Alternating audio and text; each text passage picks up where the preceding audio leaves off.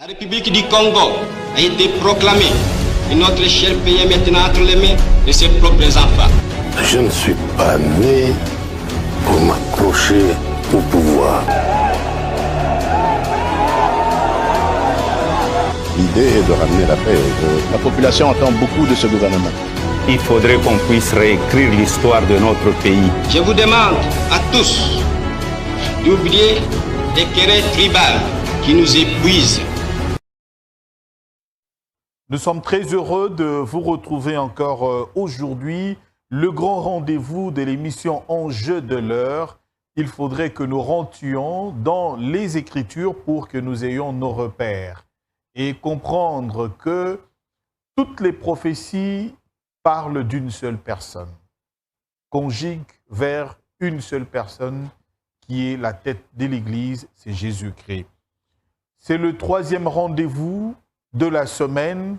Comme annoncé, nous allons également continuer à parler de cette affaire de la Kabbale juive et particulièrement aujourd'hui avec le docteur Wilson El-Maniema, nous parlons de ce phénomène Hanouka. Parce que c'est tout le monde qui en parle. Hanouka, c'est quoi Hanouka?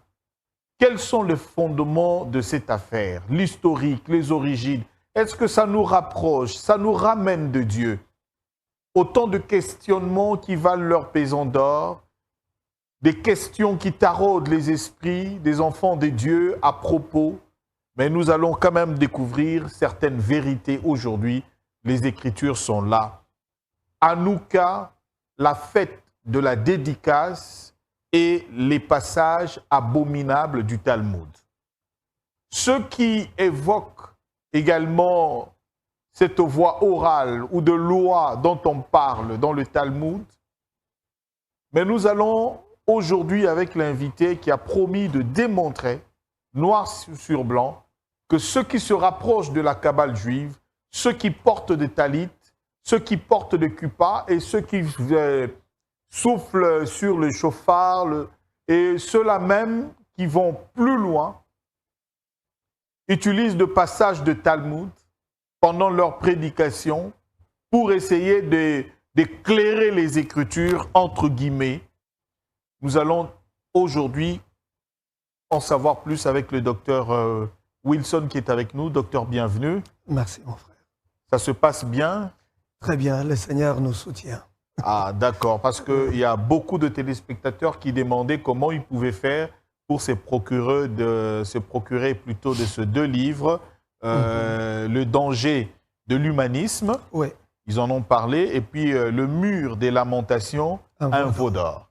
Parce que les gens ne comprenaient pas que le mur des lamentations dont on parle, comment un chrétien qui a déjà les passages clés des Écritures, comment prier, et le Seigneur a montré même comment prier, lui-même Jésus, un modèle.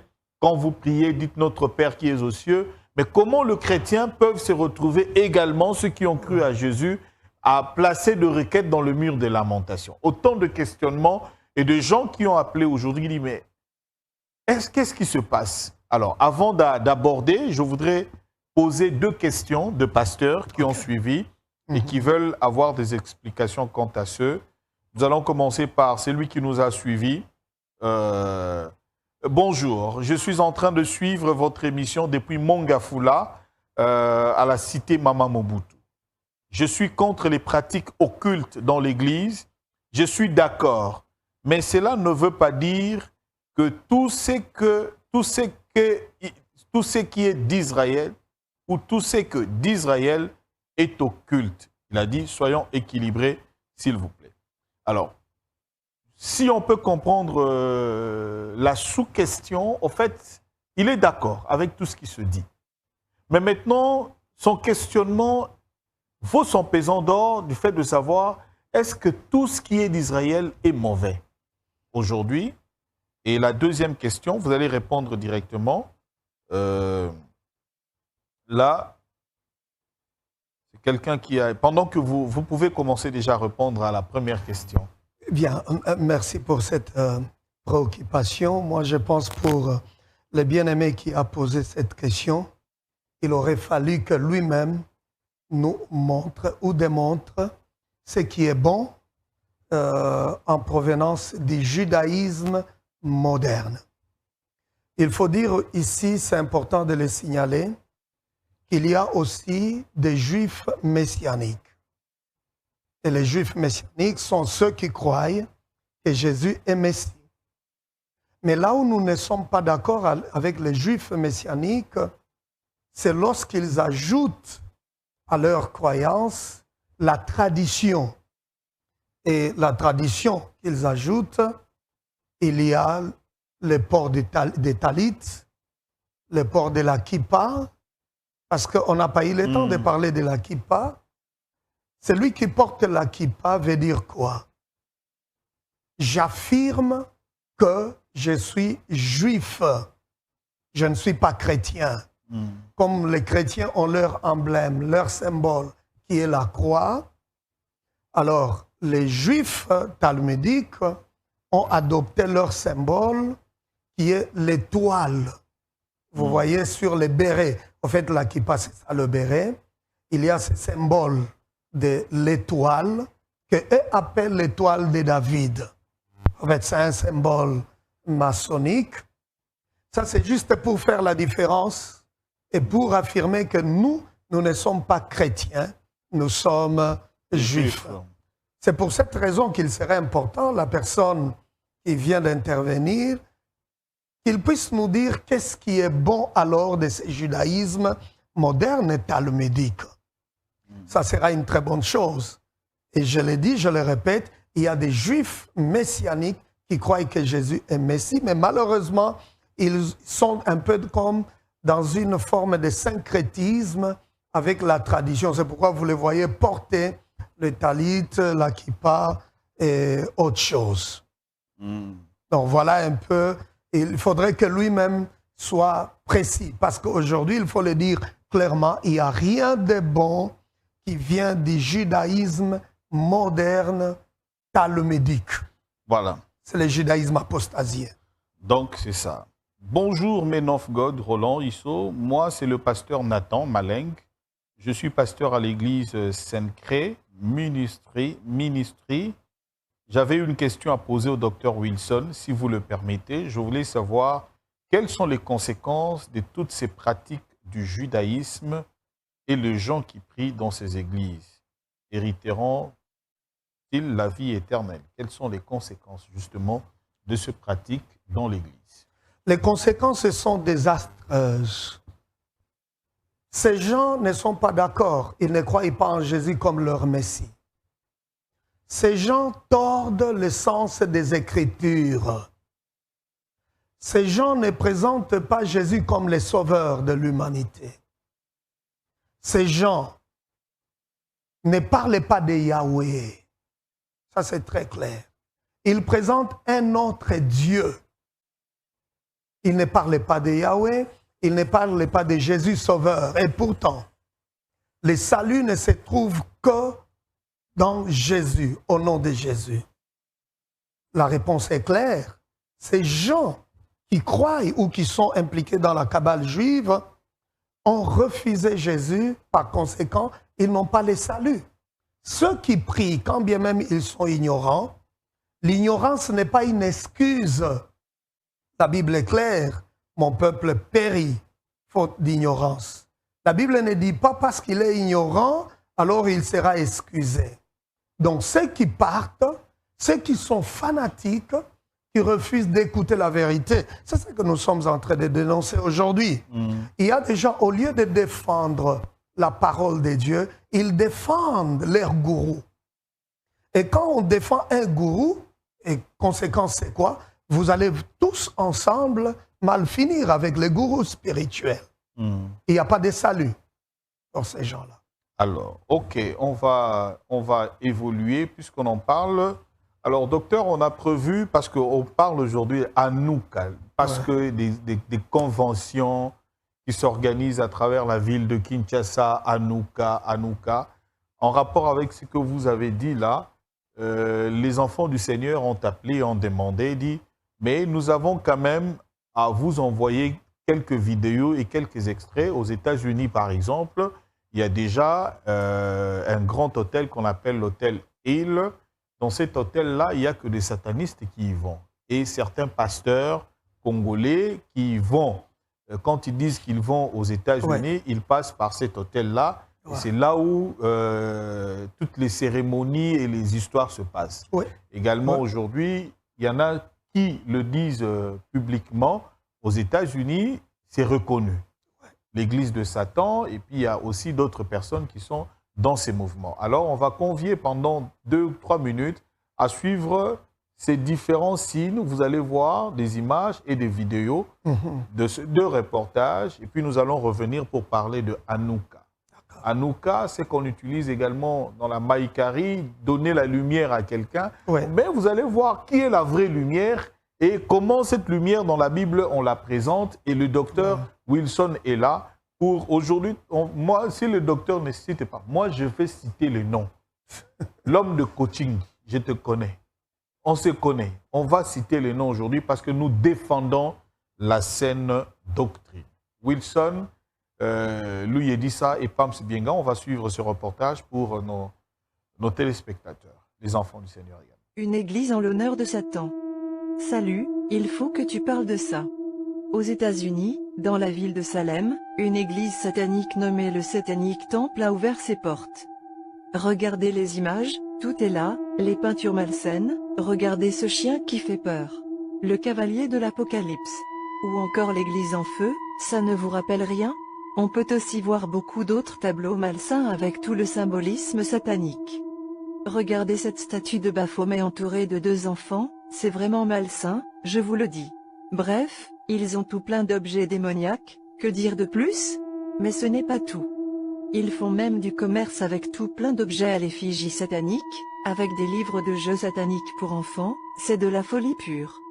Aux yeux de la loi, c'est une vraie église, car le fisc américain a considéré que le Satanic Temple remplissait les conditions requises pour être reconnu comme une église légitime. C'est la première fois que ça arrive. Tout le symbolisme est là. Ces fidèles prêtent allégeance à Lucifer en récitant Avenue Satan et arborent des cornes de diable lors de cérémonies face à une croix érigée à l'envers. Ils prient Baphomet que l'on commence malheureusement à bien connaître. Ce monde devient dingue, ce genre de blasphème est de plus en plus courant. Je vous en prie, faites attention à vous. Merci pour le partage. Bien-aimés dans le Seigneur, l'heure est grave. C'est l'heure pour les chrétiens de se lever pour l'évangélisation. Nous sommes dans la fin des temps. Observez un peu ce véhicule qui est stationné sur le parking d'un centre commercial et qui est à la recherche de fidèles, des adeptes pour le diable. Un homme est étonné de ce véhicule, alors prendra son téléphone et commencera à filmer cet homme et à lui poser quelques questions. Comme vous pouvez le voir sur le véhicule, il est écrit clairement Église de Satan avec une croix inversée. Il est écrit à l'arrière Antéchrist, Église de Satan, etc., etc. Et qu'il est véritablement en train de recruter, de chercher des adeptes de Satan avec un corbeau au-dessus de la toiture. Mais bien aimés dans le Seigneur, les gens qui travaillent pour le diable n'ont plus peur. Ils se lèvent en plein jour pour recruter des gens. Cela est une sonnette d'alarme pour chaque chrétien. Levez-vous, n'ayez pas honte d'annoncer l'évangile. Parlez aux gens de l'évangile. Voici ces gens qui sortent en plein jour et qui sont en train... Voilà, merci beaucoup la réalisation. Docteur, on est à vous, à Hanouka, mais on a quand même retrouvé certains tentacles qu'on utilise dans les églises aujourd'hui au Congo. Et les drapeaux. Quelqu'un a appelé pour dire, mais... dans les églises où il y a toujours les drapeaux d'Israël, est-ce que ces gens sont aussi plongés dans la Kabbale? Une très bonne question. Avec votre permission, j'aurais souhaité vous proposer, avant de commencer avec Hanouka, parce que je viens de voir quelque chose de commun là. Allez-y. C'est l'étoile dite de David. Parce qu'aujourd'hui, dans les églises, comme vous venez de le dire, il y a les drapeaux d'Israël avec cette étoile, l'emblème de l'étoile de David. C'est comme si David lui-même avait une étoile particulière. David n'en avait pas. En fait, ça c'est un signe ou un symbole maçonnique qui a été adopté par les Rothschild. C'est une famille très influente chez les Juifs, qui contrôlent les banques à travers le monde. Ce sont eux qui ont adopté ce symbole étoile de David, qui est une étoile maçonnique. Parce que lorsque on a créé Israël en 1900, l'État d'Israël en 1948, au lieu de prendre l'emblème des chandeliers, alors ils ont pris cet emblème, étoile de David, qui est un symbole maçonnique. Et vous allez voir ça dans certaines églises. Il y a ceux qui mettent les drapeaux d'Israël par ignorance, mais d'autres parce qu'ils sont impliqués dedans. Hier, nous avons dit quelque chose quand on parlait des causes de l'infiltration de l'occultisme dans le milieu chrétien. On a parlé de l'engouement vers Jérusalem, vers le sionisme évangélique. Ces gens nous ont rendu un très mauvais service. Et c'est même une cause profonde de l'infiltration de la cabale juive. Je vous donne un exemple. Ils falsifient la parole de Dieu. Ils tordent l'essence des Écritures. La Bible dit dans Genèse chapitre 12, le verset 3, je pense, c'est lui, quand Dieu parle à Abraham, c'est lui qui te bénira, sera béni. C'est lui qui te maudira, sera maudit. Savez-vous que les Juifs modernes ont pris ces versets de la Bible pour faire croire à tout le monde à travers le monde que si vous parlez en mal de l'État d'Israël créé en 1948, vous serez maudit. Si vous parlez en mal d'un Juif, vous ne serez pas béni. Et ils brandissent ces versets bibliques de Genèse 12, verset 3. Mais il y a même des pasteurs qui ont enseigné ça ici au Congo, à Kinshasa, et qui disaient que le malheur du Zaïre, jusqu'aujourd'hui, c'est le fait que lorsque le maréchal Mobutu est allé en Égypte, lors du conflit égypto-israélien, il dit que la fameuse phrase du maréchal Mobutu, entre un frère et un ami, le choix est clair. Le maréchal avait choisi l'Égypte qui est un frère, un Africain, en lieu et place d'Israël qui était un ami. Et voilà comment le malheur s'est abattu dans notre pays. Ça, c'est tout le monde. 80%, 90% de chrétiens savent que le malheur du Congo, du Zaïre, c'est le maréchal Mobutu avec sa fameuse phrase. C'est ça la bêtise. Non seulement hérésie et la grande bêtise. Si peut-être vous pouvez me permettre que je vous pose une question, parce que je n'ai pas le droit de vous poser une question. Allez-y, pasteur. Avant que ma question n'intervienne, il y a même des chrétiens qui chantent comme ça, que le malheur du Congo, j'ai entendu ça quand je suis arrivé à Kinshasa, et quelqu'un de célèbre parmi les chantres ou artistes qui chantent que le malheur du Congo, c'est ce que vous venez de dire parce que Mobutu a tourné le dos, n'est-ce pas, à Israël. Et c'est pourquoi nous sommes en train de souffrir, c'est pourquoi la guerre de l'Est ne finit pas. Alors il faudrait que le Congo entre dans l'alliance avec les Juifs. Quelle bêtise. Ma question est celle-ci. Que dites-vous des Arabes qui maudissent Israël chaque jour? Mais aujourd'hui, tous les Congolais vont à Dubaï pour faire leur business. Pourquoi ces gens qui maudissent Israël tous les jours semblent être plus stables que les Congolais et les Congolais vont faire leur business, acheter leurs marchandises là-bas? Non seulement ça, l'Allemagne qui a tué, je pense combien, 6 millions de Juifs, c'est une puissance économique en Europe. Qu'a fait le Congo pour mériter cette souffrance? Les Congolais ont tué combien de Juifs? C'est ça la bêtise. J'ai bien dit ici que les Arabes maudissent les Juifs tous les jours et sont très stables. Et parce qu'on a voulu faire croire aux Congolais que votre malheur, c'est Mobutu d'avoir choisi l'Égypte. C'est une bêtise. Et on dit qu'il faut entrer dans l'alliance avec les Juifs pour que ça soit stable. Depuis que le Congo a organisé des journées de repentance, depuis que les Congolais ont tendu la main aux Juifs, savez-vous qu'il y a même des Congolais qui contribuent, qui mobilisent des fonds pour la reconstruction du 3e temple. Eux, des Congolais qui vont en Israël, ils voient une synagogue détruite parce que les pavements déjà détruits, alors ça donne une fausse forme, comme si c'était la carte géographique du Congo. Et vous voyez des Congolais là-bas en train de prier, d'adorer. La carte du Congo, du Zaïre est sortie de la synagogue, d'une des synagogues d'Israël. En plus, les gens ne réfléchissent pas. C'est bizarre, ça. Je ne sais pas c'est quel niveau de maladie. Et c'est dans une synagogue. Une synagogue. Et on pense que le Congo est présent là-bas. C'est une autre façon de maudire ces pays. Et tout ça, c'est parti d'une mauvaise interprétation de Genèse 12, 3. Dieu ne parlait pas à Israël, créé en 1948. Il s'adressait à Abraham. Il dit, Abraham, c'est lui qui te maudira, sera maudit. C'est lui qui te bénira, sera béni.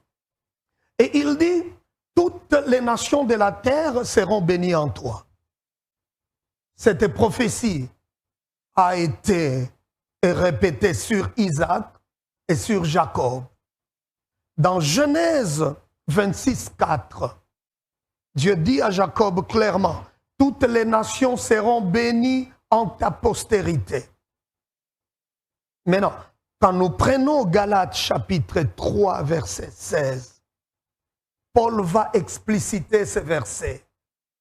Il dit, il ne s'agit pas de plusieurs postérités, mais une seule qui est Christ. C'est que Dieu disait à Abraham, parce que Abraham, Isaac et Jacob sont les patriarches de la foi. À travers eux, le Messie devait venir. Le Seigneur parlait déjà de la venue du Messie. C'est une prophétie qui concerne l'Église, pas les Juifs modernes. Voyez-vous. Maintenant, on prend ces versets de la Bible pour dire, non, vous êtes obligés, vous Congolais, d'entrer en alliance avec Israël. Si vous ne le faites pas, vous serez maudits. Et si vous êtes en bonne relation avec eux, le Congo deviendra fort. C'est la raison pour laquelle j'ai posé cette question. Depuis qu'on a organisé des journées de repentance, le malheur du Congo n'a pas fini. Et on chante même. Il y a des musiciens comme ça, des chrétiens qui chantent qu'il faudrait que le Congo entre en alliance et voilà, ce sera le bonheur du Congo. C'est pour cette raison, vous voyez, les Congolais sont derrière cette hérésie. Le sionisme. Le sionisme. Et on brandit ce passage biblique qui est très mal interprété parce que dans son contexte, ça ne dit pas que nous allons soutenir Israël pour l'amour moderne. des Sion. Israël moderne et qui ne croit même pas en Jésus. Même ces versets, pour l'amour des Sion, je ne m'étairai pas. Mettez-le dans son contexte. Ça parlait de la messianité de l'avenir du Messie. Ce n'est pas d'Israël créé en 1948. Voilà, on va revenir sur le thème principal, Dr Wilson. Merci d'éclairer la lanterne de plusieurs dans les églises, des pasteurs qui, par ignorance, se sont retrouvés avec cette histoire ici de Pentacle ou de l'étoile de David. Bolon, là, on avait église, Nabino, pardon, Boyebagité. Bolon, là, église, Bachara, Bamsouba, Yebi. Et puis, l'église, on a l'église, prophète. Prophète. Et là, tu vas faire la troisième œil. Tu vas babino.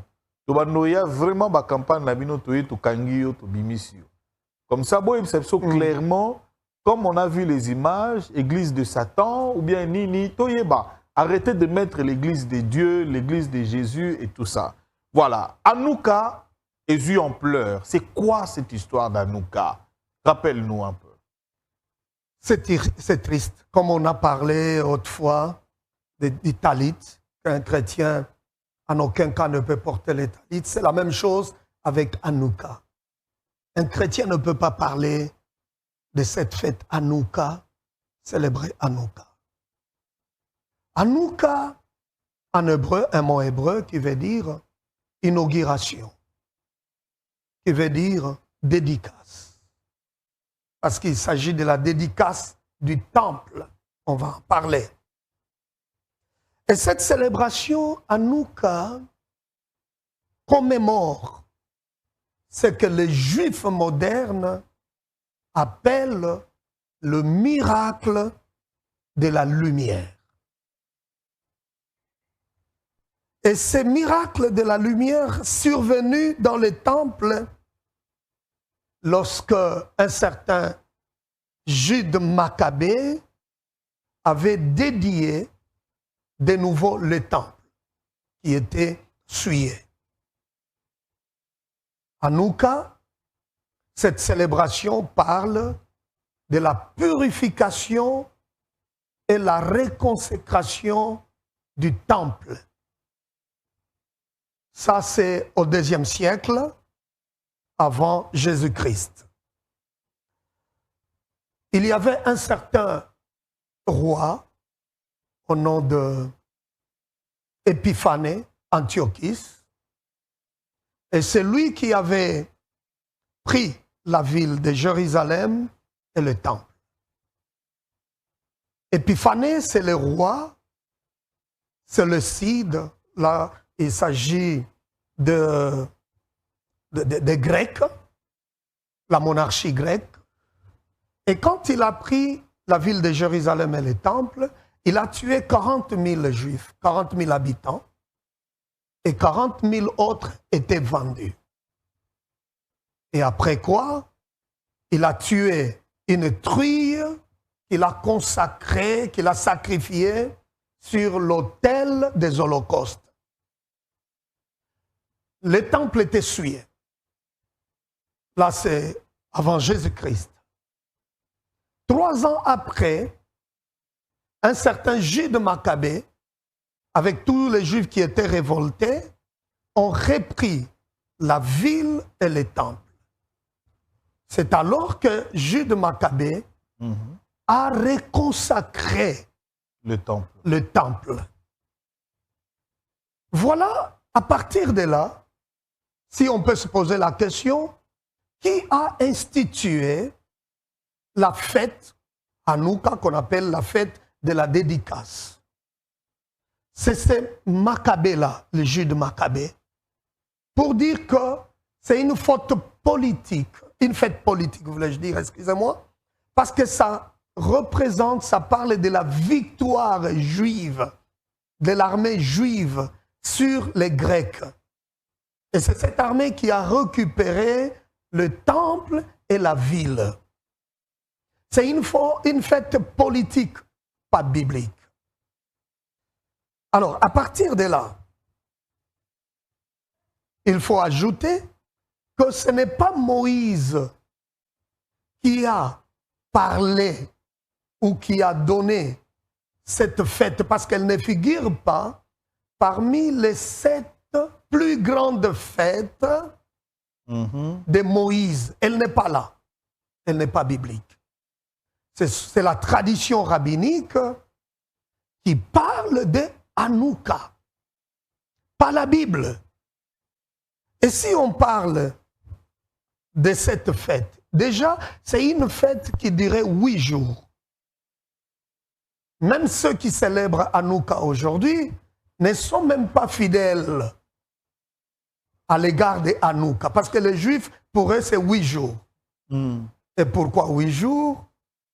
Selon la tradition rabbinique, les jours où Maccabée était en train de dédier, de reconsacrer le temple, il avait besoin d'allumer les chandeliers, mais il n'y avait pas assez d'huile. C'est alors qu'on va retrouver quelque part une fiole d'huile qui ne pouvait pas tenir pour toute une journée. C'est là qu'il parle maintenant de miracle, parce que, curieusement, d'une façon surnaturelle, cette huile a servi pendant 8 jours. Et raison pour laquelle Je dis encore une fois, ce n'est pas la Bible, c'est la tradition rabbinique. Hanouka doit être célébré pendant 8 jours. Seulement, pas au-delà. Mais déjà, dans la Bible, il n'y a aucune fête dans la Bible qui a pris 8 jours de célébration. C'est seulement Hanouka. Cette tradition Qui n'est pas dans la Bible. qui n'est pas dans la Bible. Qui est politique. Qui est politique Liée à la victoire des Juifs sur le grec. sur les Grecs. Parce qu'ils ont récupéré le temple et la ville de Jérusalem. Autre chose. Parce que nous disons là que ce n'est pas une fête biblique, parce qu'elle n'est pas parmi les plus grandes fêtes. En fait, les 7 plus grandes fêtes, si je peux citer, nous avons la Pâque, le pain sans levain, la gerbe des prémices, la Pentecôte, la fête des trompettes, l'expiation, Yom Kippour, la fête des tabernacles. Il y en a 7, mais pas Hanouka. Parce que Hanouka vient de la tradition rabbinique du Talmud. Boyoki, hein? Ce n'est pas Moïse. Alors, pourquoi? Ça, c'est ça, une question de curiosité. Déjà, toutes les 7 fêtes dans la Bible indiquent la venue du Messie. Toutes les 7. Parlent de la venue du Messie, proclament l'œuvre du Christ dans le plan de la rédemption. Très bien. Hanouka n'est pas là. Mais une question de curiosité, ça nous sert à quoi de célébrer Hanouka? D'autant plus. Hanouka. Ouais. Les Anini. D'autant plus que cette fête-là n'est pas biblique. C'est une tradition des rabbins. C'est comme quelqu'un qui dirait, bien moi, je refuse d'obéir à Jésus, je vais obéir aux rabbins. Parce que ce sont eux qui ont institué cette fête. Et obéir au rabbin, c'est injurier Jésus. Tout à fait, parce que Jésus lui-même a dit, mes brebis écoutent ma voix, entendent ma voix, eux me suivent. Nous suivons Jésus. Nous ne suivons pas le rabbin. Vous comprenez? C'est ça le problème avec Hanouka. Si on parle de cette fête, comme je l'ai dit tout à l'heure, ça pointe vers Jésus. Ça annonce la venue du Messie. Jésus est déjà venu. C'est la raison pour laquelle nous n'avons aujourd'hui aucun droit de célébrer les fêtes comme ça s'est passé dans l'ancienne alliance. Parce que toutes ces fêtes, toutes ces lois cérémonielles ont été accomplies en Jésus à la croix de Golgotha. Mais nous sommes surpris aujourd'hui, c'est curieux, de voir même certains chrétiens et même des pasteurs dans leur pèlerinage en Israël qui vont célébrer l'expiation, le Yom Kippour en Israël. Yom Kippour, l'expiation, Sacrifice. ça symbolise la mort de Jésus à la croix. Très bien. Mais célébrer Yom Kippour aujourd'hui, c'est une autre façon de dire en substance, je ne crois pas à l'œuvre de la croix. Jésus n'est jamais monté à la croix, il n'est jamais mort pour nous. Donc, on sape même l'existence de Jésus, la raison de la venue de Jésus. En substance, encore, ça veut dire, j'attends un autre Messie. Et qui est cet autre Messie? Parce que le judaïsme moderne ne croit pas que Jésus est le sauveur et le Messie. J'ai entendu un jour à Kinshasa, j'étais ici, un prophète, entre guillemets, dire qu'il y a une différence entre Christ et Jésus. C'est l'enseignement qui a rempli aujourd'hui pratiquement tous les terrains à Kinshasa. Waouh! Le Christ, ce n'est pas Jésus. Jésus n'est pas le Christ. On le sépare toujours. Mon Dieu! C'est quoi cette histoire-là? C'est terrible. C'est ça l'esprit, au fait. Ce sont même des à la agents. Rose aux Croix, on en parle. On dit que Christ, c'est l'esprit supérieur. C'est ça qui était chez... Le Christ cosmique. Voilà, c'est ça qui était même chez Osiris, Horus et tous ces personnages. Même sur Bouddha et tout. Vous savez, c'est ça l'enseignement qui est répandu. Il faudrait que les chrétiens comprennent et refusent le fanatisme. Nous avons des gens qui menacent la doctrine, la sainte doctrine de Jésus aujourd'hui. Quand on parle de Christ cosmique, on veut parler d'un esprit qui viendra habiter dans l'homme antichrist. On prépare, au fait, parce que l'antichrist ne va pas se réveiller du jour au lendemain comme ça. Il faut préparer le terrain. Et on est en train, peu à peu, de glisser dans ce système de l'antichrist. C'est parce que c'est de la bouche de la même personne, je l'ai entendu un jour dire. Bientôt, je vais commencer une école de mystères où je vais apprendre aux gens qui est Lilith. J'ai entendu les messieurs dire ça. Vous savez, Lilith, c'est qui? Et Lilith, c'est quoi? Dans la Kabbale juive, on ne croit pas que Ève est la première ou la femme, l'épouse d'Adam. Pour eux, ils disent qu'Adam, avant Ève, il avait une autre femme, Lilith. Maintenant, on est en train de préparer les gens aux enseignements de l'Antichrist. Et c'est ce que la Bible dit, le mystère de l'iniquité agit déjà. Ce sont les faux enseignements que l'Antichrist, avec... auront les démangeaisons d'entendre ces fables, ces choses. Tout à fait. On dit coaching, yokias. Oh, et on appelle ça révélation. On appelle ça révélation. Église. Alors j'ai entendu la même personne dire, je vous enseignerai c'est quoi Lilith. J'ai dit, waouh. Et heureusement, j'avais déjà parlé, j'ai parlé de Lilith dans Les dangers de l'humanisme, l'ouvrage qui est là. Et ce sont les mêmes enseignements qui disent même que Jésus a eu des enfants avec Marie de Magdala. Vous savez quoi? Ces gens-là, ils n'ont encore rien dit. Ils ont beaucoup de choses qu'ils appellent mystères. Que les Congolais qui nous suivent comprennent que dans peu de temps, ils vont entendre des choses formidables qui ne sont que les inspirations sataniques. Le temps est arrivé pour que le pasteur arrête de blaguer. Il faut enseigner les membres. Il faut enseigner les chrétiens qu'ils soient assidus dans la parole. C'est la seule chose qui peut aider les chrétiens à faire face. Ils viennent chercher quoi? Hanouka. Ils viennent chercher quoi? Hanouka, il est dit encore. La personne qui allume les bougies ce jour-là de la célébration Hanouka, il est connecté à l'infini. Rappelez-vous, le premier jour, je dis ici que les Juifs babyloniens ont cherché par tous les moyens comment supprimer le nom de Yahweh. C'est comme ça qu'ils lui ont attribué plusieurs attributs. Ils n'appellent pas Dieu Yahweh, ils vont préférer l'appeler l'infini.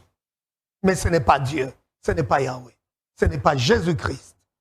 Et l'infini, c'est une divinité satanique.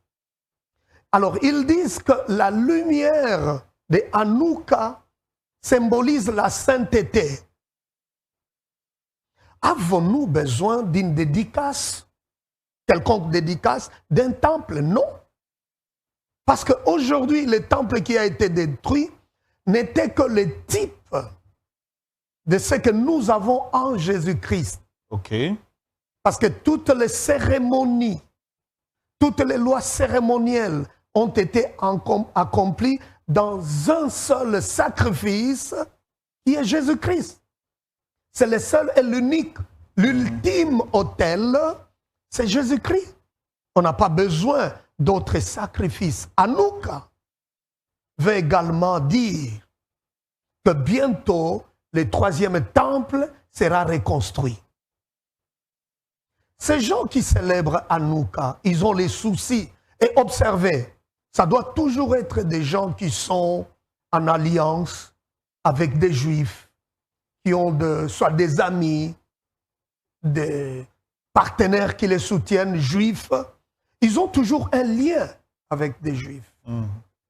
Ce n'est pas pour rien l'apôtre Paul, quand il s'adressait à son fils Timothée, il lui dit quoi? Je t'ai laissé à Éphèse. Avec quelle mission? Pour que les gens ne puissent pas enseigner. Pour que tu recommandes aux gens de ne pas enseigner d'autres doctrines et que les gens ne s'attachent pas aux fables juives et aux généalogies sans fin. Il a dit la même chose à Tite. Parce que Tite, il était fasciné par les généalogies juives, des fables juives. Alors en substance, il lui dit, non, toi ne t'occupes pas de ces choses. Ce n'est pas en ayant une relation avec un juif que vous allez devenir plus saint que les autres. Prêche la bonne nouvelle. Parce qu'à l'époque, les juifs, les hébreux, gardaient les registres pour que la distinction entre les tribus soit maintenue. Savez-vous qu'il y a des gens qui sont très complexés en face des gens qui prétendent être juifs? Il y a des gens qui pensent, si j'ai un ami juif, alors je deviens plus saint. Ah, je vous dis vrai. Les amis de Béni Hill. Si j'ai un partenaire, j'ai une partenaire juive, alors je deviens plus spécial. C'est ça, au fait, l'engouement vers le judaïsme, alors qui a amené beaucoup de gens dans l'erreur, dans les hérésies que nous sommes en train de décrier aujourd'hui. Hanouka veut également dire, parce que les juifs talmudiques disent ceci, que cette fête va continuer même quand le Messie va venir, même après lui. Parce que pour eux, beaucoup de chrétiens sont ignorants de cette histoire. Les Juifs n'ont jamais cru que Jésus est le Messie. Ils attendent la révélation d'un autre Messie. Et le Messie que les Juifs attendent, c'est un grand leader politique. C'est un grand leader qui va régner et gouverner le monde entier. Et la Bible, elle est claire. Quant à ça, il s'agit de l'Antichrist. Ils attendent l'Antichrist, alors quand il va se manifester, ils vont l'applaudir. Et Jésus l'a dit dans les Saintes Écritures, « Je suis venu, vous ne m'avez pas accepté, vous ne m'avez pas accueilli, mais quand l'autre viendra, quand l'autre vient, vous l'acceptez, vous allez l'accepter. » Il parlait déjà de l'Antichrist. Mais il a ses agents. Et ce sont ces agents qui parlent aujourd'hui de l'ordre de Melchisédek. Waouh! Ce sont ces agents aujourd'hui qui parlent. Mais l'ordre de Melchisédek, on a toujours suivi ça avec l'église de Mangembo, là. OK. Des séminaires sur l'ordre de Melchisédek. Alors c'est grave. Hein, on en parle et ça a pris même les fidèles mettent certaines affiches, certains autocollants dans leur voiture, leur maison. Vous allez passer, vous trouvez, ici c'est l'ordre de Melchisédek. L'ordre de Melchisédek. C'est un peu partout, c'est le vent. Wow. Donc je pense que Bozomona, phénomène ou à Kinshasa, tous ceux qui sont du Mangembo, a toujours ordre de Melchisédek. Et c'est répandre un peu partout et pas à Batebele. Le pasteur Espérance Mbakadi doit quand même nous expliquer pourquoi on soumet tous les gens dans l'ordre de Melchisédek là. J'aurais souhaité, s'il y a une telle occasion pour un débat contradictoire, que nous puissions aider les enfants de Dieu. L'ordre de Melchisédek, d'ailleurs, pour eux, ils disent Jésus est dans l'ordre de Melchisédek. Entendez-vous cette subtilité? La Bible dit Jésus selon l'ordre de Melchisédek. Mais eux disent Jésus dans l'ordre de Melchisédek. Qu'est-ce que cela veut dire? Qu'il y a plusieurs Melchisédek. Et Jésus est dans cet ordre. Et les gens qui défendent cette hérésie diront toujours, il y a un ordre de médecins, il y a un ordre pour les avocats. Alors, ils veulent comparer l'incomparable pour dire que Jésus aussi est dans l'ordre de Melchisédek. Ce qui veut dire, pour ceux qui défendent cette hérésie, cette abomination, si Jésus est dans l'ordre de Melchisédek, ce qui veut dire qu'il y a un autre plus supérieur que lui. Et qui est le plus supérieur que Jésus? Pour ceux qui sont dans l'ordre de Melchisédek, ils appellent ça la sagesse. J'ai vu dans certains pays où je suis passé les écoles de sagesse. Ici au Congo, dans Ici la au même Congo. église, et le moi qui ordre de Melchisédek et puis est commis les écoles de sagesse. C'est dangereux. Un chrétien ne peut expliquer pas. Bisso école de sagesse Wana avec l'église de Mangembo, Espérance Makad. Lelo Ezuyo, ordre de Melchisédek. Pour eux, la sagesse n'est pas un attribut de Dieu. Pour ces gens qui sont dans l'ordre de Melchisédek, la sagesse, c'est une divinité qui est même supérieure, plus grande, qui est plus puissante que Jésus, parce que pour eux, Jésus est dans l'ordre de Melchisédek. Il ne donne pas cette importance que nous connaissons de Jésus. C'est triste. Je répète, il ne faudrait pas que le chrétien tombe dans le fanatisme.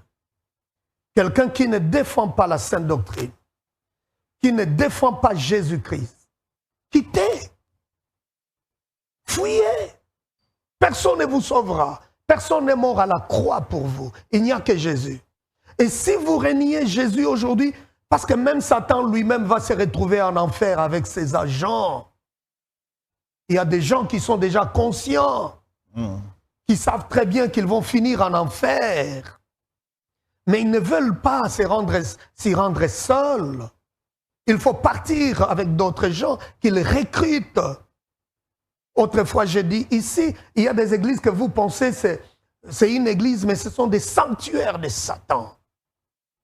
On ne peut pas placer Jésus parmi le Melchisédek.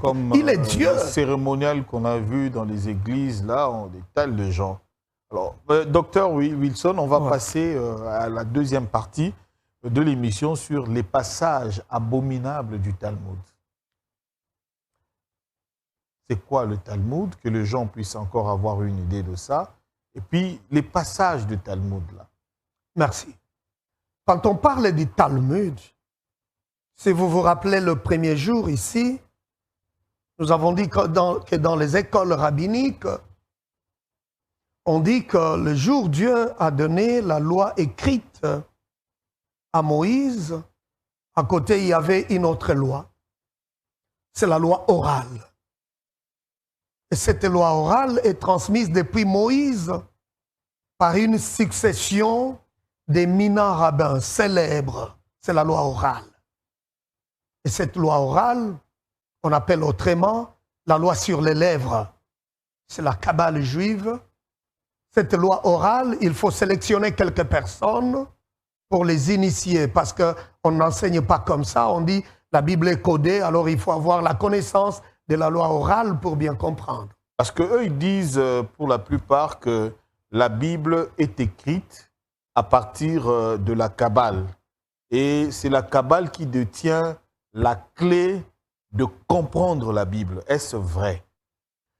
Cette histoire est venue plus tard, pour ceux qui auront l'occasion de lire Les dangers de l'humanisme, au XIVe siècle, lorsque l'humanisme va envahir l'Europe, il cherchait par tous les moyens comment détruire l'orthodoxie de la parole, et pour que les enseignements de la Kabbale juive soient incorporés dans le christianisme, pour enseigner les chrétiens, c'est alors que certains chrétiens qui sont devenus kabbalistes commençaient à dire que personne ne peut comprendre la Bible sans l'appui, sans l'apport de la Kabbale juive. La Kabbale aidera les gens à comprendre ce qui est écrit. Vous voyez les dangers à partir de là. Exact. Voilà. Voilà. C'est ainsi que vous avez des gens aujourd'hui qui vous disent clairement, non, la Bible, vous ne pouvez pas la comprendre comme ça. Elle est codée. il y Elle a est codée. Des chiffres, des versets, de mots. Là encore, il faut faire très attention avant qu'on parle des passages abominables. Je suis toujours dans les Talmuds. Vous avez tous ces gens, prophètes entre guillemets, qui viennent un peu passer chez vous et puis il dit, je vois ici 10, 9. Les chiffres 10. Les chiffres. Je vois tel numéro, 0, 89, 38, 40. À qui appartient Est-ce que moi, j'ai oublié mon numéro de téléphone pour que ça sorte de la bouche d'un prophète? Dieu parle avec précision. Oh, je vois le nom de tel. C'est qui là? Oh, c'est ma tante. Est-ce que j'ai oublié le nom de ma tante? Pour que je vienne dans l'église et que ça soit une prophétie? Pendant que vous parlez, Dr Wilson, il y a un nom. Un nom est Serge Lokondo. Qui connaît Serge Lokondo ici, dans la salle? Qui connaît Serge Lokondo? Wow. Ah, c'est notre caméraman. Ah, docteur, vous pouvez continuer. C'est le caméraman. Est-ce que avez-vous oublié le nom de Serge Lokondo pour qu'on fasse intervenir un prophète? Ça édifie à quoi? Écoutez, bien-aimés. La prophétie exhorte, édifie, encourage. Quand quelqu'un vient donner le nom d'une personne, ça édifie l'Église en quoi? Quand quelqu'un prophétise la mort d'une célébrité congolaise, en quoi ça édifie l'Église? Quand quelqu'un va parler de la mort, je ne sais pas, de pape ou machin, ça édifie l'Église en quoi? Parce que toute prophétie doit édifier l'Église. Ça doit exhorter. Mais aujourd'hui, vous avez des gens comme ça. Une célébrité décédée, auquel le Seigneur m'en avait déjà parlé. Mais ça nous édifie, nous, en quoi?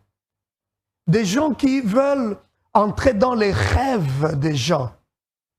Et quelqu'un qui dit, non, non, je rêvais la nuit, mon pasteur, ou le pasteur qui dit, je rêvais, j'étais dans le rêve du chef. Ça édifie l'Église en quoi?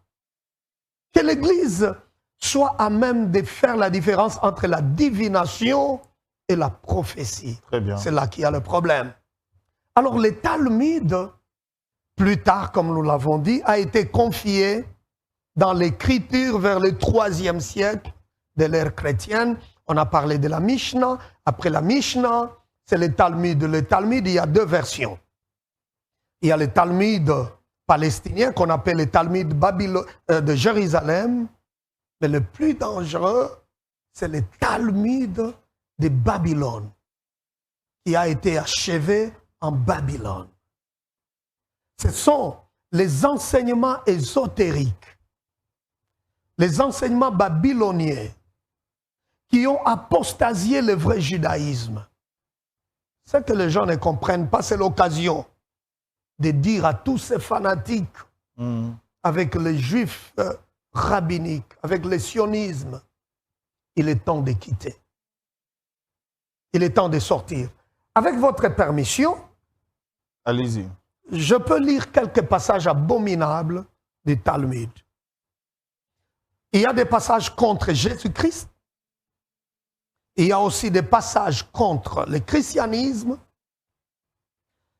Dans quelques passages que je peux ramasser ici, par exemple, dans le judaïsme, dans le Talmud babylonien, qui est le plus mauvais, Shabbat 104b, c'est lu comme suit.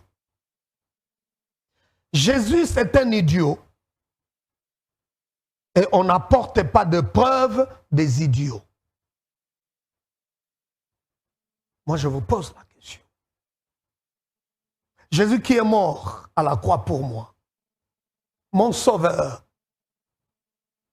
comment un jour aller m'allier, entrer dans une alliance avec quelqu'un qui traite mon sauveur d'idiot? C'est juste, ça ce n'était qu'un verset. Donc ici, il est assez clair que tous ces passages talmudiques sont anti-chrétiens. Parce que ça ridiculise même la naissance virginale de Jésus. Un autre passage, Sanhédrin 43a, dit ceci. La veille de la Pâque, ils ont pendu Jésus de Nazareth. Jésus a pratiqué la sorcellerie. Il a incité et égaré Israël. Jésus de Nazareth méritait-il de chercher un argument en sa faveur? Il était un séducteur. Et la Torah dit, vous n'épargnerez pas. Tu ne les cacheras pas non plus. Et puis il est dit que Jésus se retrouve en enfer en train de bouillir les excréments des rabbins parce qu'il avait refusé les rabbins, parce qu'il avait parlé en mal des rabbins. Je me pose toujours la question. Les gens qui entrent dans cette alliance sioniste chrétienne, sont-ils au courant de toutes ces choses? La Bible est claire. Le mystère de l'iniquité agit déjà. Est-ce que les gens se posent la question, pourquoi ces gens ont de la haine à ce niveau-là contre notre Sauveur? Pourquoi? Tout simplement parce qu'il est Dieu. Tout simplement parce qu'il est le Sauveur. Et il y a plusieurs passages comme ça. Un autre qui dit, verser le sang des impies est un sacrifice acceptable pour Dieu, qui sont les impies. Pour les Juifs talmudiques, les Juifs babyloniens, les impies sont les chrétiens. Ils ne peuvent en aucun cas aimer un chrétien. Frère, croyez-moi, si vous voyez quelqu'un qui se dit pasteur, entrer en alliance avec les soi-disant rabbins, il n'est pas chrétien. Il est dans le syncrétisme. Il est dans l'abomination. Et même vous sacrifier comme vous êtes là, pour lui, c'est rendre un culte à son Dieu. Il n'a plus le cœur humain. Je ne peux pas hésiter. Nous avons l'occasion de dire à tous ceux qui se rassemblent dans ces sanctuaires de Satan de quitter. Anouka. Oui. Et il est dit dans Talmud Sanhédrin 57a, si un juif tue, ce n'est pas moi qui dis, c'est leur littérature. Si un juif tue un non-juif, il ne sera pas condamné à mort. Si un juif tue un non-juif, ce n'est pas un péché. Et le Zohar dit ceci, le taux de natalité des non-juifs doit être matériellement réduit. Zohar 1,25a dit ceci, les non-juifs devraient être exterminés parce qu'ils sont des idolâtres. Talmud de Shoshem Ram 26.1 dit ceci, un juif ne doit pas être poursuivi par un tribunal non-juif, par un juge non-juif ou par des lois non-juives. Les juifs doivent détruire les livres des non-juifs. C'est pour cette raison que le Nouveau Testament est détesté et haï. Bien-aimés, nous vivons pour le Seigneur et nous mourrons pour lui, nous qui l'avons accepté. Ceux qui nous ont précédés, les apôtres et les pères de l'Église, ont défendu la vérité. Mais aujourd'hui, le christianisme veut être confortable, stable dans les matériels. Ça n'a rien à voir avec le christianisme. Merci, docteur. Mais je vais quand même poser une dernière question, puisqu'on est vraiment vers la fin. On a fait 3 jours ici d'enseignement. Les gens ont compris de révélation. C'est que vous appelez des révélations. Non, ce sont les Écritures qui en parlent, qui vous disent voilà ce qu'il faut faire. Il faut toujours lire tous les livres, suivre tous les enseignements. À l'Église, partout vous pouvez vous retrouver à la lumière de la Bible. Seule la Bible, qui est la parole de Dieu, peut vous aider à comprendre. Ce qu'on dit là, c'est faux. Ça ne remplit pas les conditions. Vous comprenez? une question, parce que quelqu'un a appelé pour poser la question qui dit, il est allé dans une église. Cette église à Bandal précisément, ça se trouve derrière l'église de Mangembo, chez un prophète. Il y a trop de prophètes au Congo, apparemment. Bon, lui, c'est un big. C'est le plus grand. Donc, le Congo produit beaucoup de prophètes. Des big prophètes. Wow. Alors, il dit, on lui a demandé de faire, si c'est autant de jours de prière, on lui a présenté un calendrier qu'on appelle le calendrier angélique. Ça, Merci. je le dis. Merci. Calendrier angélique. Et on lui a dit, de telle période à telle période, pour que ça puisse agir, il faut appeler tel ange. Et puis on lui a présenté, il y a six anges, hein, quelque chose. On lui a dit, il faut toujours être en contact avec, pendant cette période ici. Oui. Pendant cette période ici, je crois que ça va commencer à partir du 20 ou 21 mars. Il faut consulter l'ange Géliel et parler aussi à l'ange Citaïel, quelque chose comme ça. Exact, c'est et Citaïel, vous aurez de réponses à vos prières. Et vous aurez des résultats. Et on lui a dit, tu pourras maintenant activer à partir de là ton ange de naissance. On va terminer avec un ange de naissance, activer, entrer en contact avec cet ange-là, comment opérer, commander, tu peux arriver à commander les anges. C'était ça l'enseignement qu'on lui avait donné. Il a eu peur, il est venu me voir. Ouais. Il dit,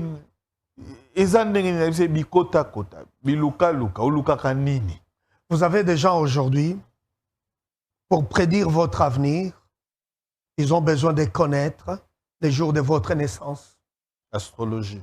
L'astrologie. Vous êtes né quel jour, à quelle heure? Et puis, vous avez ce développement dans les enseignements sataniques qui parlent. Vous pouvez entendre quelqu'un dire, le thème du séminaire, c'est la guerre des étoiles. Votre étoile est combattue. Alors, il faut récupérer l'étoile. Bien-aimé, le Seigneur Jésus n'a pas déposé la destinée d'un homme dans les étoiles. La destinée, votre destinée, la mienne, c'est entre les mains du Seigneur. Pour que le Seigneur bénisse quelqu'un, il ne va pas consulter les jours. Vos vies sont cachées dans le lieu céleste en Jésus, c'est ça? Tout à fait. Il n'a pas le temps de consulter votre passé, la date, les jours, l'heure. Vous êtes une nouvelle créature. Alors ça devient l'astrologie. La numérologie, c'est satanique. C'est la même chose avec cette histoire qu'on appelle l'angéologie dans les sacerdoces. En fait, il s'agit des sacerdoces sataniques, pas les sacerdoces universels. Vous avez cité un nom là, l'archange Géliel, Raziel. Parce que pour eux, ce sont des noms qui ne sont pas mentionnés dans la Torah, dans la Bible. Mais tous ces noms-là, comme vous les citez, c'est dans les Talmuds et dans les Zohar. Parce qu'il y a de ces archanges, il faut prier les archanges pour que vous soyez guidés. Mais la Bible dit quoi? Tous ceux qui sont conduits par l'Esprit de Dieu sont fils de Dieu. Pas ceux qui sont conduits par les anges. Avez-vous compris cette différence? C'est quand même très important. Je suis conduit par l'Esprit de Dieu. Pourquoi? Le jour où le Seigneur Jésus est parti, il a promis que le Saint-Esprit viendra parce qu'il va continuer à agir à travers son esprit dans l'Église, en moi. Je n'ai pas besoin d'être conduit par un ange. Donc il y a des gens qui exposent leur destinée aux démons. Il y a de ces archanges-là ou des démons déguisés pour la guérison. Et certains, on vous dira, ok, vous avez besoin d'un mari. Que nos sœurs aussi fassent très attention, parce qu'elles tombent facilement dans les pièges. Un prophète peut lui dire, ok, je vais activer un ange pour que tu aies ton mari. Et voilà, dans 10 jours, tu auras quelqu'un qui viendra. Effectivement, dans 10 jours, quelqu'un vient. Apparemment, il est très romantique. Parce que celui-là ne vous dira pas qu'après quelques jours, je vais détruire votre destinée. Il y a aussi des gens qui ont les problèmes de stérilité. Au lieu de prier, de demander à Dieu, ils vont chez les prophètes et les prophètes activent son ange, activent son démon. Et puis, après quelques jours, la sœur est enceinte. Et dira quoi? Ah, ça c'est un homme de Dieu formidable. La Bible dit ceci. Si quelqu'un, même s'il peut prophétiser, les choses se réalisent. Et après quoi? Il vous montre d'autres dieux. C'est un imposteur. Cet enfant que vous recevrez, de tous ces gens-là, ce n'est pas la bénédiction de Dieu parce qu'il ne vient pas de Dieu. Et plus tard, cet enfant vous causera des problèmes sérieux. Quand quelqu'un qui se dit serviteur de Dieu, mais vous met en contact avec les anges, fouillez. Ce ne sont pas les anges de Dieu, ce sont des démons déguisés. C'est clair. Et c'est ce qu'on appelle sacerdoce. Il y a tous ces démons-là qu'on active dans leur vie. Et il n'y a plus Christ dans tout ça. Parce qu'il ne parle plus de Jésus, ce sont les anges. Jésus n'a plus de place. Voilà les dangers avec cette histoire de sacerdoce mal compris, du judaïsme talmudique babylonien qui détruit la foi des gens. Merci beaucoup, Dr Wilson. Alors, les gens appelés, ils veulent s'en procurer. Comment ils vont faire pour avoir le livre, les deux? Et c'est à combien? Voilà. Et votre numéro de téléphone aussi, vous pouvez donner parce qu'ils vont vous appeler eux-mêmes pour venir s'en procurer. D'accord. Le numéro que j'utilise à Kinshasa, c'est le 089 38 40 729. C'est le numéro que j'utilise ici.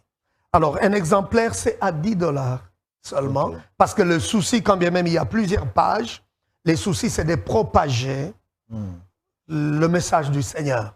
Pour vous permettre encore d'imprimer. D'imprimer, parce que les gens en ont besoin. OK. Ouais. D'accord. Merci beaucoup, Dr Wilson. Vous avez été nôtre pendant 3 jours pour dénoncer et défendre l'Évangile vis-à-vis de ceux qui détruisent aujourd'hui la saine doctrine, mais ils ne pourront pas le faire puisque la parole du Seigneur est aux alaka ka église zaka likolo na yango. Merci de votre disponibilité et nous aurons eu le temps même la semaine prochaine pour venir parler de cette histoire d'angéologie et parler vraiment du sacerdoce. Ouais. Le sacerdoce d'Aaron, le sacerdoce d'Aaron et son accomplissement. Oui. Est-ce qu'aujourd'hui, on peut encore parler des enseignements du sacerdoce dans l'Église? Beaucoup de choses. Il faut expliquer aux gens le tabernacle et tous les différents objets du tabernacle. Les autels. Donc, qui étaient des images, des typologies du Christ lui-même qui se sont accomplies à la croix avec l'œuvre du Christ. Il faudrait que les enfants de Dieu, Boussala, très attention. Église des prophètes Makolo. Ok. On commence même à vous vendre de l'eau. À vous vendre de l'huile. On consacre les gens avec l'huile venant de Jérusalem. Les gens voilà. ne savent pas. Et outi Israël, kunande origine ya Yesu. Pas comme côté que la bilona ba bilamba o elamba Israël lata. Yanga bokomi na ba talit, bokomi na ba kupa, yanga bokomi na ba kosomba pe ba ah nzambe. Tout ce qui na biso wana, yo pasteur yo église wana yo bino botera ba sacerdoce ba Melkisedek et rosuka kaka parce que kolo azaka kolo biso to tikate to continuer ka ko dénoncer ye wana na liseke na e abeta ba corne na e mais liloba erotika la ra liloba nzambe muta ko changer ngo azate personne. Merci beaucoup. Ok, je profite de saluer le prophète Gary Kenge, pasteur Sita Luemba, pasteur Roland Dalo. Je salue le pasteur,